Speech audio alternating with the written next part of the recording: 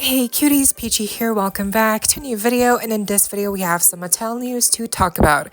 From our first look and reveals at the new upcoming San Diego Comic-Con exclusive releases for Monster High, from Sweet Scream's TWYLA to new Elvira variant, we also have news of upcoming Barbie, Peaches, and Cream reproduction, new Monster High Playmobil figures, and more, so stay tuned, subscribe, and let's get into it. Okay, starting off here with our first look at the new upcoming San Diego Comic-Con exclusive Sweet Scream's TWYLA collector doll. She's also kind of labeled as a Skullector doll on the packaging, so I guess she is a Skullector doll. Okay, like in the same collection, but not obviously part of the Skullector dolls where they are based on movies or TV shows that are, you know, in the horror genre.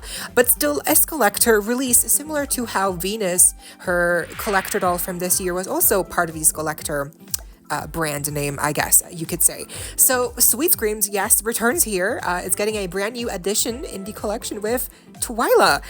We first saw the silhouette leak a couple months ago, I believe. Wow, time flies, which is scary. And back then when we first saw that leak, I wasn't sure like what to make of the black silhouette and like the poster, but now we have the full reveal, and wow, TWYLA is definitely giving a lot. Like she's a lot. Like she's, yeah. Speaking of a lot, do you know what else is a lot about her? Her price. So why don't we guess like how expensive this doll would be? 60, 65 US dollars? 70 US dollars? Oh, girl, no. Mattel released that. Hell no. She is a San Diego Comic-Con exclusive, and you better pay us 80 US dollars to get her. Yes, she costs 80 bucks. 80. Okay. She's gonna be available online, thankfully, and in person. So she's not going to be exclusive to like the Monster High booth in the actual convention itself. You will be able to get her as well online if you don't live, for instance, in the US or close to where the convention will take place in. Like for me, for instance, if I wanted to get her, I could technically, and I live in Europe. So that's good. But also with her being a San Diego Comic-Con exclusive, she will inevitably sell out quickly, and there will be probably like a limited amount that will have been made of her. Also similar to how we got last year, or what was it, last year or like 2 years ago, we had the Circus Draculaura doll. I forget the proper theme name, but yeah, we had that doll come out, and then we also had other Steadfast Ghoulia. We had that release as well. That was last year, right? I believe. I forget. But basically those were the two past releases, and those also sold out, so online. So you can probably tell like this TWYLA doll will also follow suit, and she will sell out online as well. So that definitely sucks because, of course, again, the only other way to get her is in person. And again, unless you live really close in that area, you know, it's not going to be realistic for you to get her. The only option is online or in person, and those two options are they're not very broad options. Like again, like with the limited availability, it does make it definitely much more harder. And again, 80 bucks, 80 US dollars, not including shipping. Insane. Honestly, I'm not sure why or how she costs so much. Maybe like they spent a lot of the budget on the packaging, because I do have to say the packaging is very big, very luxe feeling, is very wide. It's a very big box, not very flat. It has a lot of depth to it, you know. And I'm not sure why, because the actual doll, her dress is poofy. Yes, it has many layers, but it's not like a very substantial or like heavy dress, you know, like it's not very intricately designed or sewn. Like it's a pretty simple party looking dress with a lot of tulle and dark colors, right? So I don't know why they really needed to give her such a big box, like for packaging. Like it kind of feels like unnecessary, honestly. But we do get a poster as well, and her doll stand, and she has a bag, and also her pet Dustin here is included, and he looks like a cotton candy. And I guess the overall theme, by the way, Dustin smells apparently. The little figure apparently has a scent, so very interesting. But yeah, the theme for this TWYLA doll with the Sweet Screams collection apparently was cotton candy with the design of the dress to make it look very poofy, and I do get that vibe. But at the same time, the tulle and the frills, the layers of tulle on her dress, I don't know, it doesn't give me the texture of cotton candy. Cotton candy is soft, and round.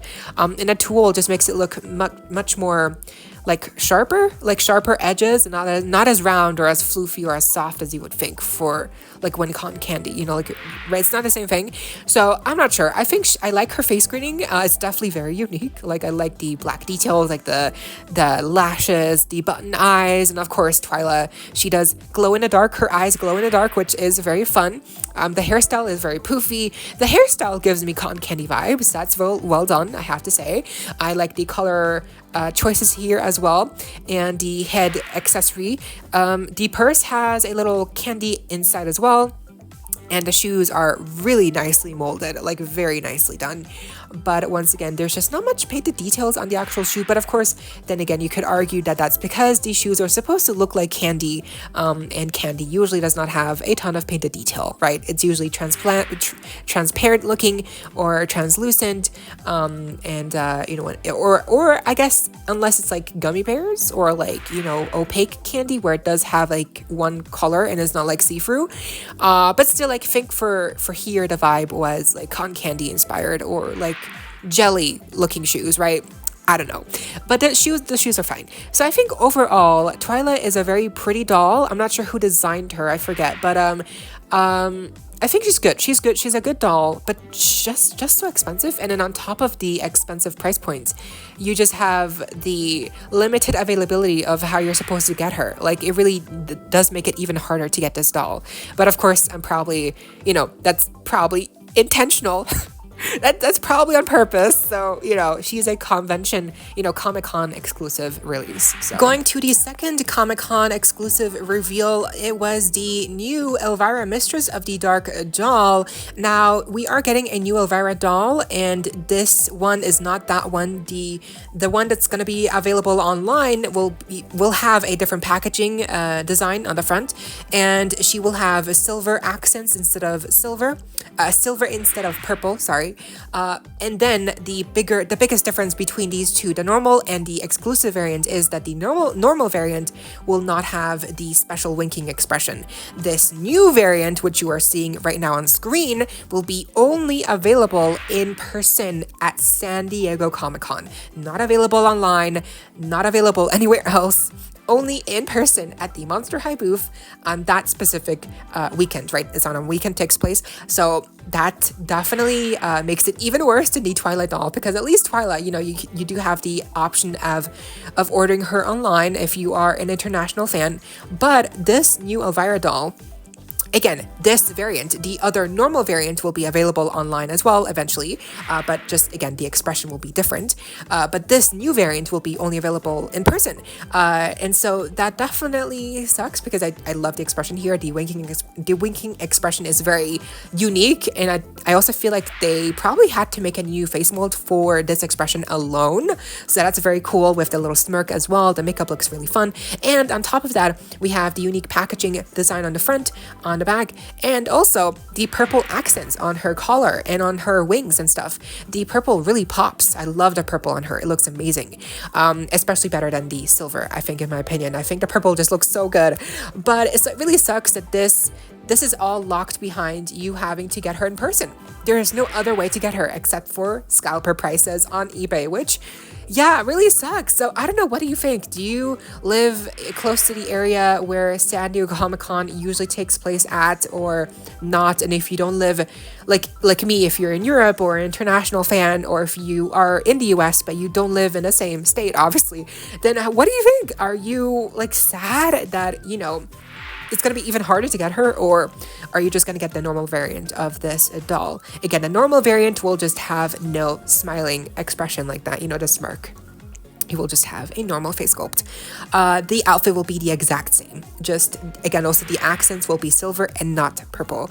By the way, the pricing, it's rumored, apparently, that this doll will be $75 US, the new Elvira doll. And I would not be surprised if the normal variant will also cost $75. Or maybe it'll only cost $70 or $65 US.